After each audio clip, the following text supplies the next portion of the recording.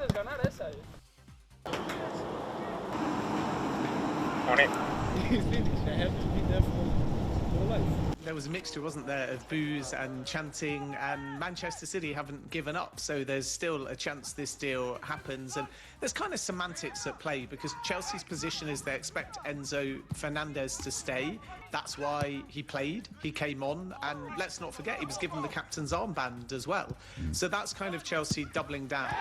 And yet the optics around this £120 million number and the deadline on Friday, which is now passed, were Chelsea saying to Man City or any other suitor, come and get Enzo Fernandez, that's the number, written offer, we don't want any distractions. So now if Manchester City, as expected, formalise Tiani Reinders, who's already been given permission to travel, so that one's done to Al Qadsiya, and then in addition sell Rodri to Barcelona heading in that direction, they'll likely want two midfielders. One is Ayub Buadi and the other is Enzo Fernandez. But now Man City will have to negotiate potentially something different. And given the frosty relationship between the clubs, I think from Chelsea's point of view, they'll either be asking for a more preferential structure, or alternatively, they might even want a little bit more money than that 120 million. So it's going to be fascinating to see whether once again an Enzo Fernandez saga runs for basically the duration of the window,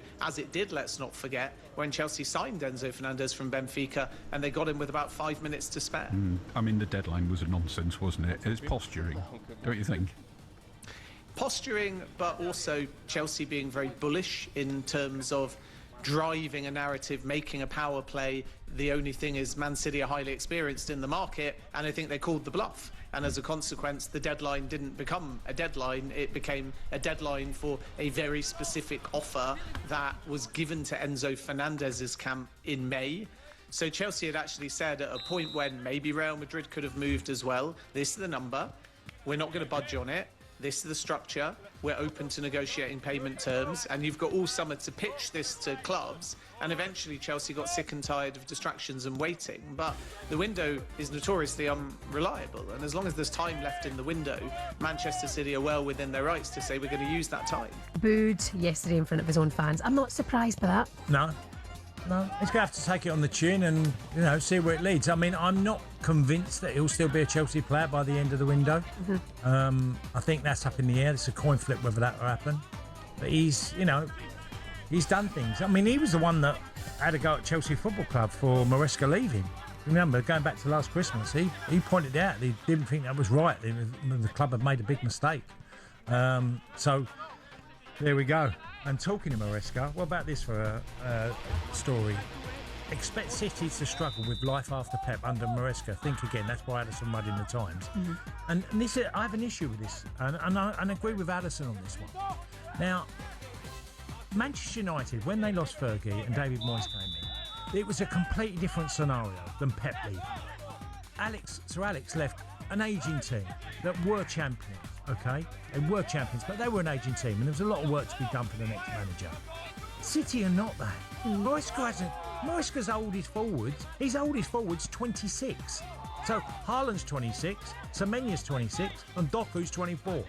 They have not got an age issue.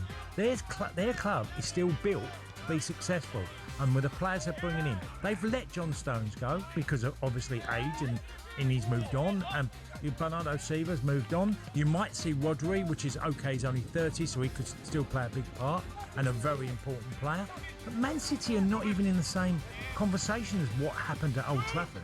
And this is what sort of Alisson has alluded to. And I absolutely... And there's always someone that breaks the mould, with the idea of, don't go back, never go back, and things like that. There's always someone you could always bring up and say, well, they went back and they don't do well. Yeah. It's a bit... Why is it set up for Man City or Maresca to fail? It's not. He's got a great club who have got incredible finance with an amazing group of players. They're set up to win. Now, whether he achieves that, it's another thing. Well, this is it. I guess then the pressure is on him entirely, because it's not like they've got an aging squad. They've spent, again, big money already bringing in Anderson. You look at the last window, the players that they brought in. I mean, Premier League good players, great players, best in their position. Well, look, Man City have them all, so it's up to him. I think the pressure is definitely on him, not on the team. Well, it's on him, but he's still got an amazing array of players. Have you said to me, who's going to be top goal scorer next year if they stay fit? Haaland. It's pretty much a guarantee. Semenyo will get a lot of goals again. You know, Doku will cause problems on the left. Now, okay, you can still say, well, one or two might get injured or whatever. City have got enough. They've got a lot of good players at their club. With the Premier League season almost here, the Argentine midfielder has returned to the centre of the spotlight, this time for what he is doing on the training pitch. After everything that has happened over the last few weeks, seeing Enzo fully focused and producing moments of quality in training is certainly interesting. But there is much more to this story than just what happened during today's session. Because behind the scenes, the Enzo Fernandez transfer saga is still refusing to disappear. For weeks, Manchester City have been strongly linked with the Chelsea midfielder, with City's new manager Enzo Maresca reportedly a major admirer of the player from their time together at Chelsea. The situation reached a dramatic point when Chelsea effectively drew a line in the sand.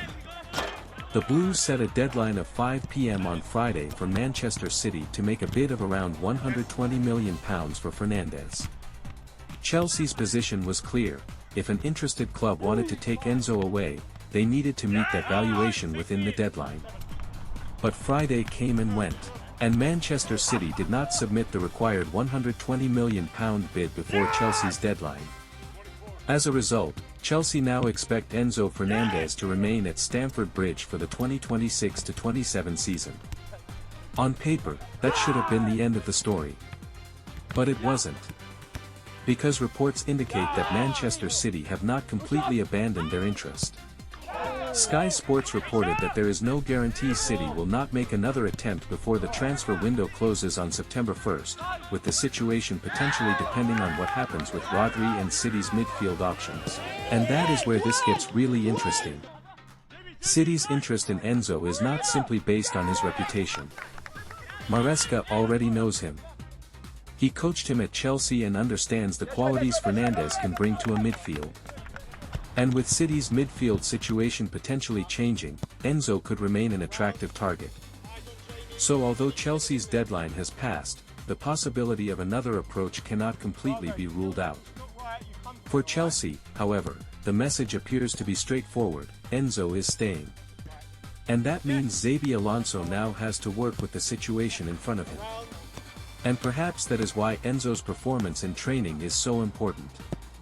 Instead of allowing the transfer speculation to completely dominate his preparation, Fernandez has the opportunity to show the new Chelsea manager exactly what he can do.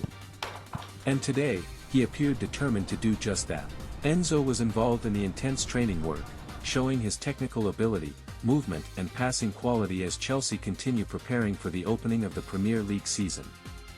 There were moments where his quality was impossible to ignore.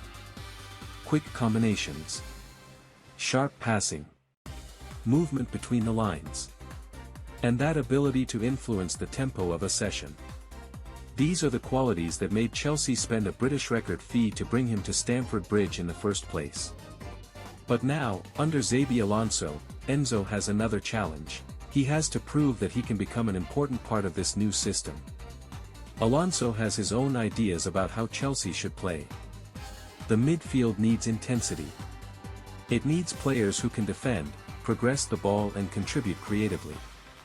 And Enzo has the technical ability to play an important role if he can adapt perfectly to those demands. But there is also another factor: the Chelsea supporters.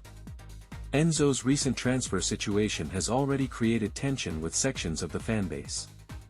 He was booed during the Real Sociedad preseason match, although other supporters later sang his name. So now Enzo has a massive opportunity. He can change the conversation. He can turn the transfer saga into something that belongs to the past. And the best way to do that is by performing. If Enzo stays at Chelsea and starts the season strongly, scores important goals, creates chances, and helps Alonso's team win games, those questions about his future could slowly disappear.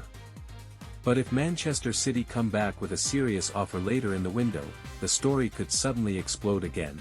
And that is why Chelsea fans need to keep watching this situation. The deadline has passed. City did not meet Chelsea's £120 million demand. Chelsea expect Enzo to stay.